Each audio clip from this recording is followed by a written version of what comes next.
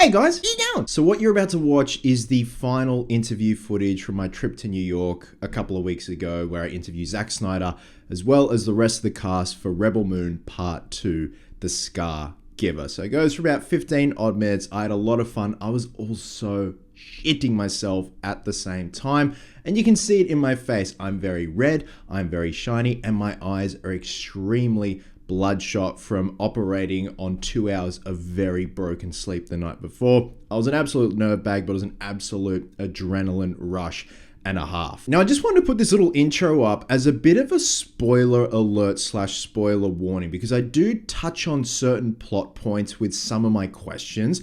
I'm pretty vague, but some people may see it as a spoiler. So just a bit of a warning, because I'm not going to be putting my review up until the 19th here in Sydney, which is going to be the 18th in the United States. So the interview footage can go up as of today, which is pretty cool and exciting. But yeah, just wanted to put up a little spoiler warning just in case. You never know, you can never be too careful. But yeah, guys, I had an absolute ball with this one. This trip was amazing and an absolute honor. Like I said, I'll have my review up for Rebel Moon Part 2, The Scar Giver, on the 19th here in Australia, and that will be the 18th in the United States. So please enjoy. Love you guts, and I'll catch you in the next one.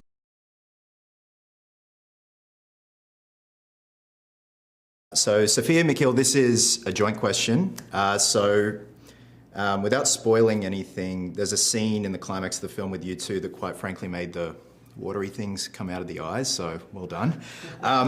For that particular scene, when you're getting your makeup done, getting into costume, knowing full well what's about to go down, without spoiling anything, what's your process for each of you, knowing full well what's about to happen? Well, I don't know. I think that because we shot part 1 and part 2 back to back, it was a really big shoot, a long shoot. And so by the time we finally shoot that scene, that we knew was coming, of course, and I was really looking forward because it's so dramatic. I don't feel like I have to do a lot of work anymore to get there, you know? By then, you put us in hair and makeup and costume, and you throw me in a ditch, and I kind of like say the words, and you kind of feel what the character must be going through. It's natural. I think so. I mean, for me, I was sticking to the circumstances. I mean, it's quite horrible what happened, and all the guilt, and also, when we're on the spaceship and we're parting ways, there's a tiny doubt that Cora has that maybe something bad can happen. And I think and you can feel that hesitation. For me, we shot that before. It's just going back to, I knew this was going to happen, and sort of tilting back into the guilt, and to also losing the one person that's ever made her feel calm and ever made her feel safe. And yeah, just thinking about these things, I think, would put you in the place, that you need to be in. Absolutely. Well, congratulations on part 2. You two have done a wonderful job, and again, made the watery things come out of the eyes. So thank you very much for your time this morning. Thank you. Thank you so much. Thank you so much for your time this morning. Yeah, Germaine, if I may start with you. Your character in the film is quoted as saying, "Old stories can be hard to give up."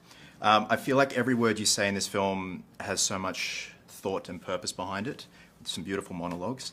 And your character to me seemed like a father figure to the crew. Being a father yourself, did you see a lot of yourself in the character of Titus? In so many ways. I saw the reflection of my character in Titus, for sure. And I think some of that is due to the fact that we are the instruments of the interpretation. And given that, some of that will be left in you, I think. But yeah, for sure, I could see so many elements of Titus quite relevant in this story. Elise, my question for you, there's a moment in the film where you're gifted something and your face just absolutely beams, and it made me very happy because I'm so used to you being so stoic in the film, because your character is quite guarded, rightfully so. Is there a process for you as that beautiful war paint goes on, the costume goes on, where that process, does it put you in that stoic mindset, and then after that it's just game on? Ooh, yeah. I think getting into costume was always very helpful. I mean, it's like so many layers and it is physically very heavy, you know? So there was this way that I had to be like almost mindful of what I was doing in every moment.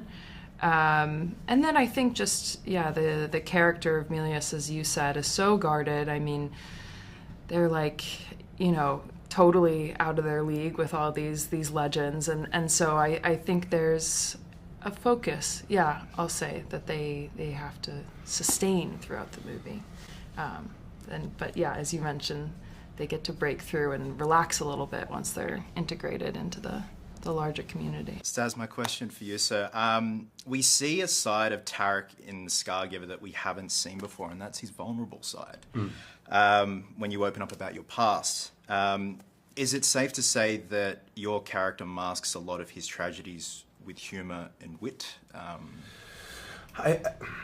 I think towards when he feels comfortable, yes. I think at first, like you said, there's a level of guarding from all of ourselves. I think when you're forced into survival mode for a prolonged period of time as a human being, let alone in these kind of dystopian, kind of otherworldly, high stakes scenarios, there is an element of guarding that exists, and like the rest of us, I think that absolutely prevented these natural kind of aspects of Tarek to come through. But in the second movie, I think, as you said as well, it's the father figure that we have in someone like Titus, and the camaraderie, and then seeing that everyone here, the relatability of everyone fighting for something that they've lost, that they want to rebuild and redeem themselves of. It allows this lighter side of Tarek to come out and this vulnerable side of Tarek to come out. But I think ultimately Tarek was a very deeply empathetic and kind of salt of the earth individual. I just think time and having to fill a void. So you know, losing not just his family, but the world that he was born into creates just a big shift, like a big, you know, it's almost like a personality change for survival. I love that when your character says, that was the last time I cried, and the next thing that happens is something so tragic, and that restraint. Well, it was that idea the boy becomes the man in that moment, right? You can no longer, it was, yeah, I think that was the kind of transition, and kind of really, really personal to me without getting too much into my personal life, just very, very mimics in many ways my own childhood. So it was quite heavy to try and hold that back. You know, it was a lot easier in that moment to just let it loose. So it was fun to try and hold it in. Thank you for noticing. Oh, of course. Congratulations to the three of you, and thank you for your time. I appreciate it. Thank you. Thank you, my dude. Ed, my question for you. Is it fun playing the bad guy? It's fun. My job is fun. Love it. My job is fun when it's an interesting character, when I'm in interesting settings, when it's challenging, and when I have a director that I believe in. Whether that's a good guy, a bad guy, or somewhere in between, then it's fun. This bad guy was fucking fun. Well, that brings me to my next point. There's a shot of you in the film where you're reunited with someone and you have the most shit-eating grin on your face, but then a few minutes later, you are tearing through people like a bull in a china shop.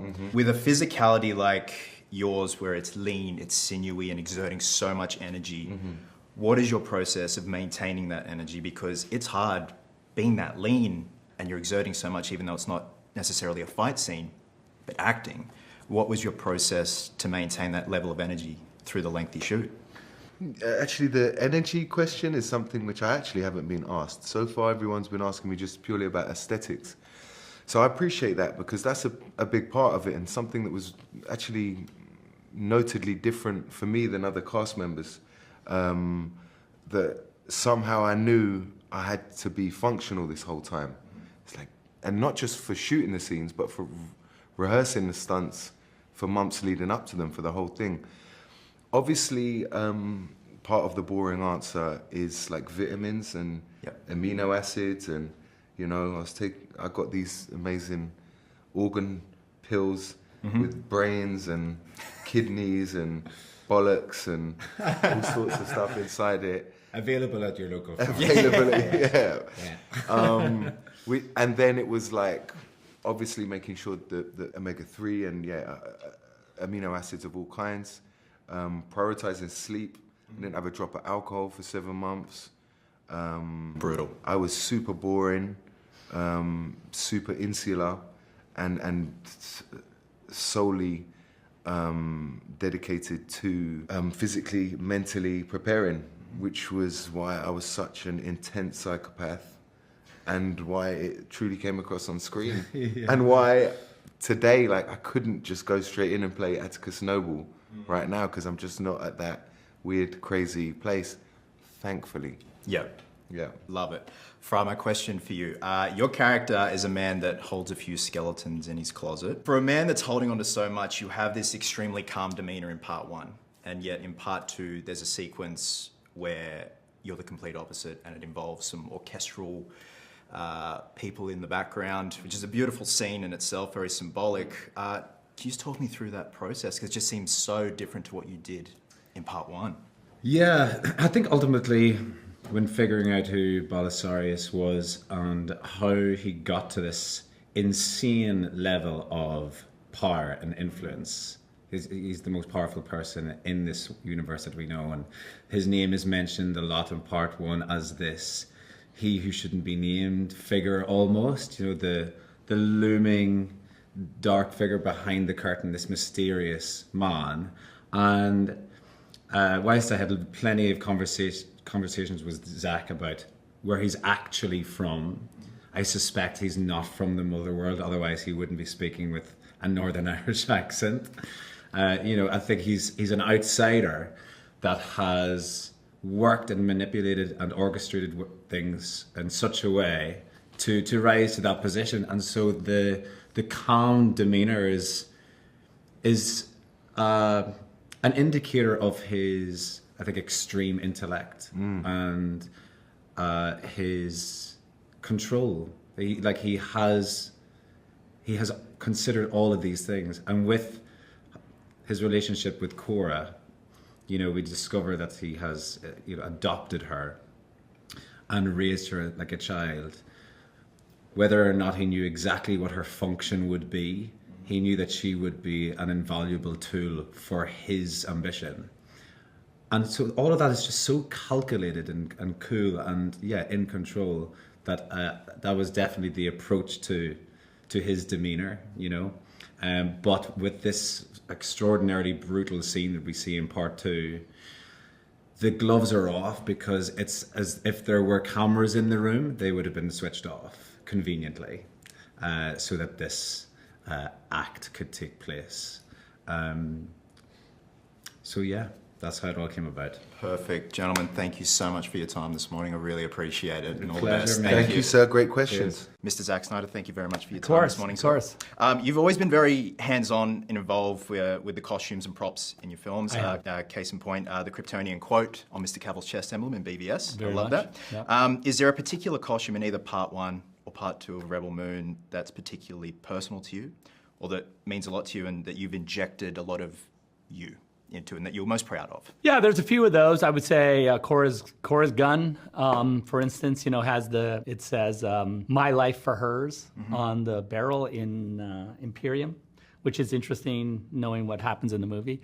And I would say, and Jimmy's, all of his ornament that's on his costume, the chalice and the wolf and the worm and all of that stuff is all like steeped in sort of our creation myth of the mother world. And so I really we really took deep dives into the props. You know, I'm a prop weirdo.